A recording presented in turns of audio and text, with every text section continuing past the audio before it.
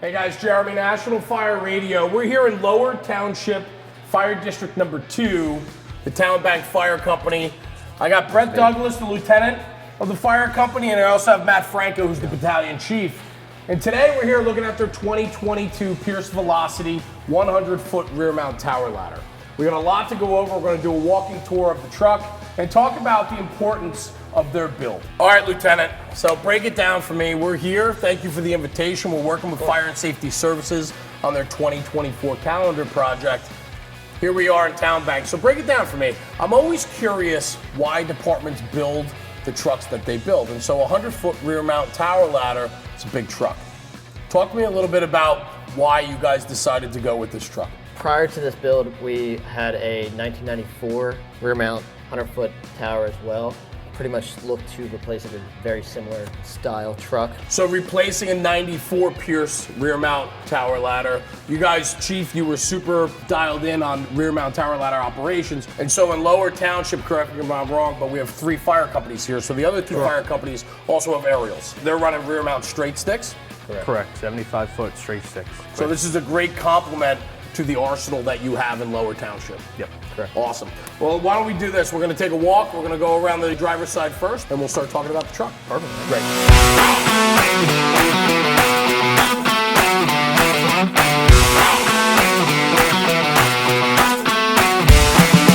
Okay, Chief, so here we are. We're standing outside the Velocity chassis. Why did you guys choose to go with the Velocity? We went with the Velocity because our last 2 builds were both Velocities, and it really complements the fleet pretty good. They're wider, they got one-piece windshield, complements the crew pretty nice, and our guys really like them. Yeah, that's good. I mean, I know that they offer a wider stance and variations in the height of the build, which is important, right, for comfort, for the ride, and so on, a little more room. Lieutenant, you're riding in the front seat all the time on this truck, so talk to me a little bit about that officer seat. So the officer seat, just as you guys both spoke about, everything is a little bit wider, a little bit taller. It allows you to really have everything spread out, have everything set up nicely. The view, as Matt mentioned, is great driving down the road. Even with the cab being standardized with the rest of the fleet, it helps us with driver training on the new trucks as well. I think standardization is really important, right? One thing is dealing with a consistent vendor like Fire and Safety as the Pierce dealer in New Jersey, right? To work with them, preventative maintenance, scheduling maintenance, things like that. Also, familiarity of it for your chauffeurs and the guys that are working off the truck. It's nice to have consistency for sure. I agree with you 100%. I also know that the Velocity offers a great ability to be a larger workspace for our firefighters, a little more comfort in the ride. Let's work our way down the truck. We'll talk about the pump panel next.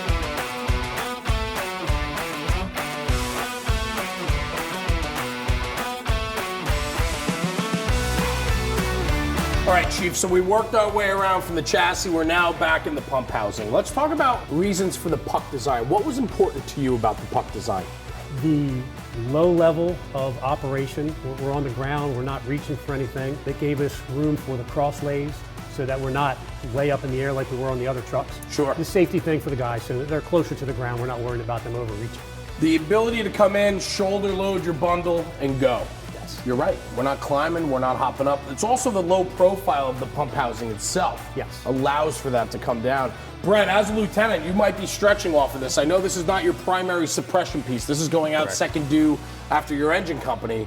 But if you guys get in a situation where you have to stretch, the benefits of this? The benefits are that we actually have it here. Like you said, it doesn't get used a lot, but it still makes everything pretty versatile to utilize the aerial, utilize the cross lays in the different sizes, and kind of hit whatever you need to. Gives you the ability to have that option, right? As a volunteer department, you're out on a detail, you're in-house, the engine company's across town, fire comes in, this is going out the door. It gives you the ability to have water and hose at the initial. We can do everything with this truck that we can with our engines. Yeah. It is laid out exactly the same. It's got a little bit less water, only 200 gallons, but we still got 50 gallons of foam and a foam proportioner, so we can stretch our water as far as we need to wait for our tanker to show up with the 2,000 gallons to support us. It is a suburban community. You have domestic water, you have a hydrant system, but there's also areas that you don't, or longer lays that you would need your tankers or tenders to supply. Yes. Yeah. Yeah, especially with manpower nowadays. If we roll out with 3 people, we need water on the truck. We can't be laying 5-inch hose and trying to hook up at the same time. We need the other engine to come in. I get that. And you said something very interesting to me before that really caught my ear, and this is why I wanted to have this conversation with you. Me, I've never used these pull-out trays before, right? The speed lays. You said that there was a real big upside to it also that you guys recognize, and it's your people's time. As a 100% volunteer department, we have to be careful and protect the time that our volunteers are spending at the firehouse and on the fire ground. The community employers of our people are very helpful in allowing people to leave. They're paying them while they're gone. Sure. So if we have them out during the day on their way from their jobs, there's no production going on there, so we want to get them back to their job as fast as we can. The cross lays allow us to pull the hose, do what we have to do, roll everything up on scene, just throw it in the truck. When we get back, we have a fully packed replacement. So we pull it up, stick it in the truck, hook it up, 5 minutes, done. Instead of laying there for 20 minutes trying to pack them. And then you come back on a drill night or On a a drill detail night. later that night where you can wash, re-rack the hose, and you'll keep these poly bins in the back loaded Yes. for the next fire. Each truck that we have has a separate set of bins. So we can pull every truck if we have to and come back and reload them in the same amount of time. I love it. Being respectful to the volunteers' times is more important than ever. So I applaud you, Chief, on that. So let's keep walking our way around the truck.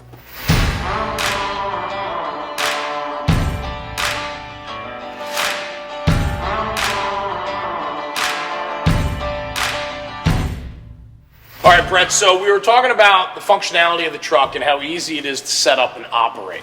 Something super important about that. Talk to me, break it down.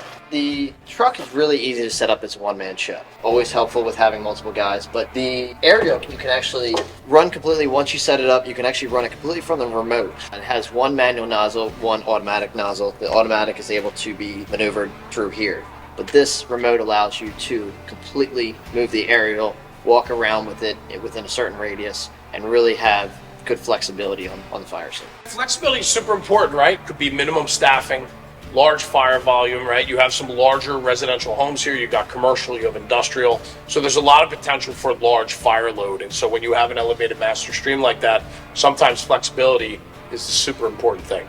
Correct. And safety. If you don't want to have somebody in the bucket, you can run everything right from here. Keep guys and lives down here on the ground. I love it. Good. All right, Brett, so we're walking down the body on the driver's side. A couple things we want to talk about, right? Through conversation, you guys were telling me on your last tower ladder, not a lot of compartment space for equipment. It was very limited. The compartments weren't very deep. A lot of this side was really taken up by the driver pack, the extra bottles, the Brit packs, things like that.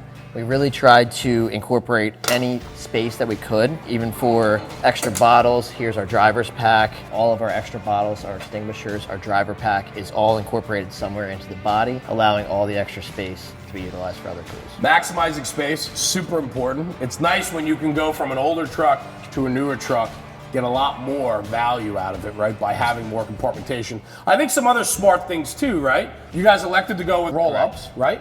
But then you have a hinge door here. Correct. And the hinge door is just because of the spacing and the ability. If you had a roll-up here, it would take so much space, right? Correct. So it's just common sense ideas like that that I think maximize your storage space. Correct, and we still have extra storage space, which is great for any kind of new equipment that we get over time. A lot of fire companies, right? Volunteer fire companies, 20, 25-year purchase. So you don't know what the next 20 years are going to bring you. So to have some available real estate is super important as you guys build out your responsibilities and services to your community.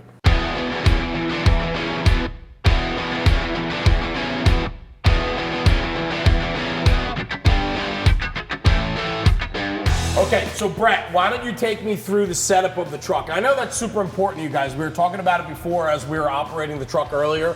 You talked about the ease of setup, how important it is to set it up quickly, one man. Yeah, and especially compared to the older truck, the setup of this is very simple, very easy for one man to do. Obviously, 2 or 3 guys really helps, but getting the plates on there, popping over here, utilizing this to be able to see both sides very clearly and set the stabilizers out and get right up there, get to work very quickly. Jack pads located on both sides in the rear, super easy for setup. They're locating jack pads that have angle iron on them.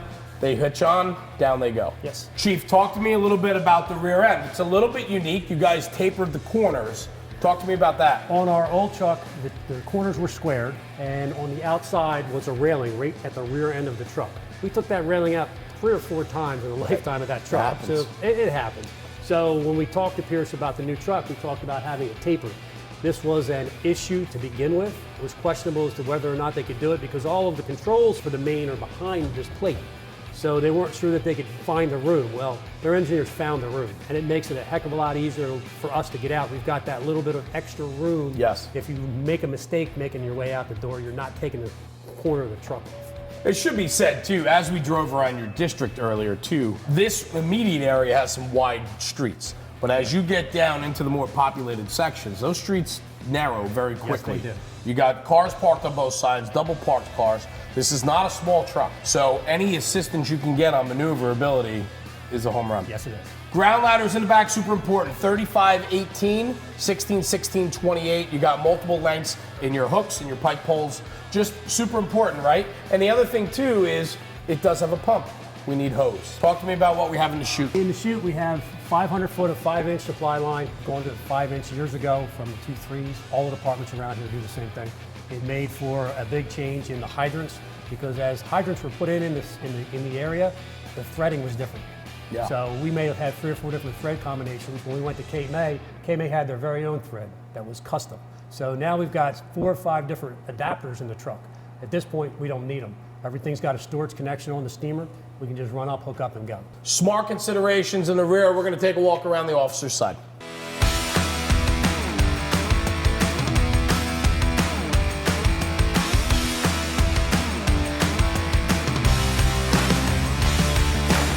All right, fellas, so as we walk around, the one thing that really stands out to me is how well laid out the truck is when it comes to equipment. Right, you got a lot of loose equipment. We alluded to it before that your older rear mount, the 94 Pierce that you had, didn't have a lot of storage room. This truck offers a lot of square footage for storage. Back here on the officer rear, you have your saws, forcible entry, your roof saw, your new electric saws, and a lot of other complemented hand tools that are nicely mounted.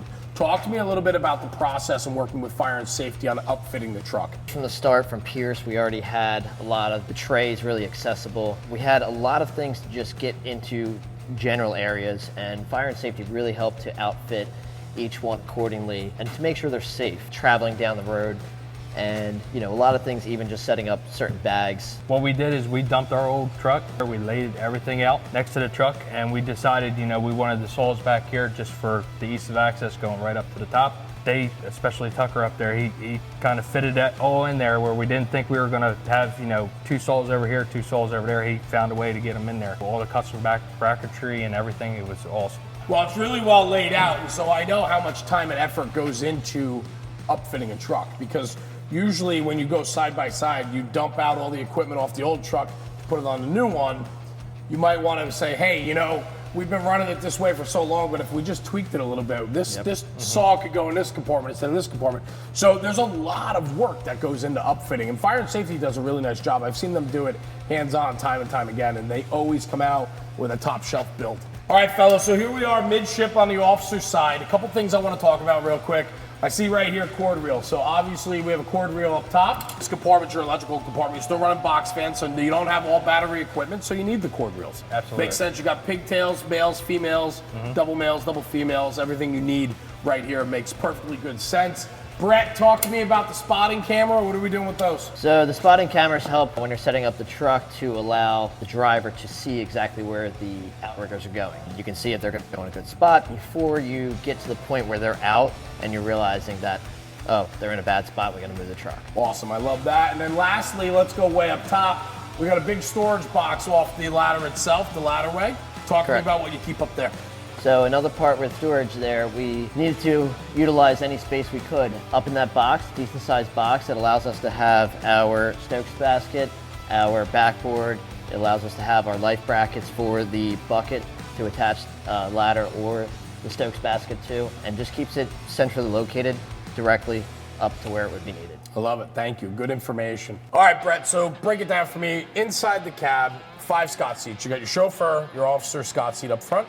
And then you have 4 seats in the rear, all SCBA seats. Correct. What else are we doing back here? So we still wanted to keep the 6-man cab. We did the jump seats to allow a little bit more space if there's not the full 6-man crew. The biggest thing with the raised cab, you don't actually get full height of it because of the tower, the whole aerial going across. So we ended up doing a full-size cabinet in the center that holds all of our rescue ropes. It's a great spot for EMS equipment. Rope rescue is fantastic. Putting your ropes in there, it's nice and clean. It's a clean environment. Always. Your stuff is up out of the compartments, no road grit, no grime. Everything's put inside and clean. Okay, Chiefs, every time I walk into firehouses and I look at Apparatus, there's always something personalized about them, right? A logo, an image, a saying. The one thing that stood out to me is life is good and we're living large. It's a unique saying, and I'm curious where it comes from. A little backstory on it. Well, our 1994 Pierce Tower was replaced. That replaced a 1955 Seagraves. When it was replaced in '94, Lieutenant Dave Douglas was assigned to it. He was assigned to the previous truck, so it rolled over. And now Dave Douglas is a life member, obviously lieutenant on the truck. He was a commissioner for our department, but also he was a Lower Township police officer. Same year, one night, response to a call. He gets there ahead of the backups and finds the perpetrator that he's looking for. That gentleman grabbed him. They got into a scuffle. The gentleman shot him. Shot him down behind his vest. And he passed at that time, right on the scene. They flew him out, but he was already passed. At that point, we dedicated the '94 truck to him. There was a plaque put on there showing his name and life is good and we're living large. That was his answer to any problem that we ever had in this station. That's just the man he was. Everything was good. So that was his say. So when we traded the truck in, we took the plaque off and we gave that to his wife and kids. Yeah. You know, as a remembrance. Of course. When we were out at Fire and Safety, or at Pierce, on our final inspection, trying to figure out something to keep that legacy going. So the day before our final day out there, I got a hold of the graphics people, which are incredible. Lady came out, talked to her, told her what I was wanting to do. In probably a half an hour, she came out with a rendering of what I wanted on the truck. We approved it, we left. That was 5, 6 o'clock at night by the time we got out of the factory that day. Knowing that the next day we were coming in to do a walk around like we're doing here, and we figured at some point that would be on the truck between the time it left the factory and the time it got to Fire and Safety for our final inspection there. When we got there at 8 o'clock the next morning, the graphics team had that there, ready to go. I can't say enough for them. 8 o'clock in the It morning. was just amazing. That had to be a moment for you guys to walk in and to see your new truck, your new build, and then have a saying of a fallen brother and friend of yours on the side of it while you're still there. It was pretty emotional. I bet. It's still emotional today. When you guys told me the story earlier before we captured it on film, it's emotional. Every time we go over that, it's hard. It gets a little harder, and it's his memory, and we have to keep him alive. And that's what that's all about. I look around, you got younger guys in the firehouse, guys that come in, and it's something that stands out. And so everybody's always going to ask about it. What does that mean? Where does that come from? It's a way for the story to continue. The legacy of your fallen brother and friend. Not a story I want to tell, or I wish I didn't have to. I wish your man was standing behind us right now. Life is good, and we're living large, and I'm sure he's looking down on you. Yes, we are. And chuckling and smiling at what you're doing here. So, Chiefs, thank you very much for sharing that story. I think legacy is super important in the fire service, and I think we have an obligation to educate our own as they come up through the fire service about those that came before. So, Definitely. it's a great way to do it. So, thank you for recognizing a friend and a brother. All right, fellas, thank you so much for the walking tour. First off, the invitation to be a part of this. Working with Fire and Safety on this project's been great because I get to travel around the state looking at all different builds that they've done, and for the 2024 calendar, it's exciting to see that this beautiful tower ladder is going to be in that chute. Fire and Safety has been great to work with on this project. We've worked with them for many years, since '94. This is our 7th truck, I believe, is with them. Nothing but good things to say about them. They're helpful. They point us in the right direction.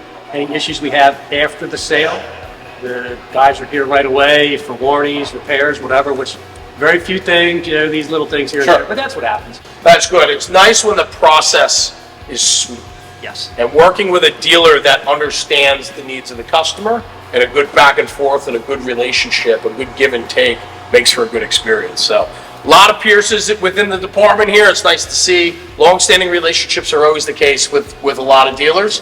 And so it's nice to see that's continuing. Chief, thank you very much for the invitation. It's been an absolute pleasure being here Thanks tonight. for coming. We appreciate you being here. Guys, thanks for tuning in. Check out Fire and Safety Services out of New Jersey, the 2024 calendar. You got to have one. Go get one. We'll see you at the next one. Jeremy, National Fire Radio.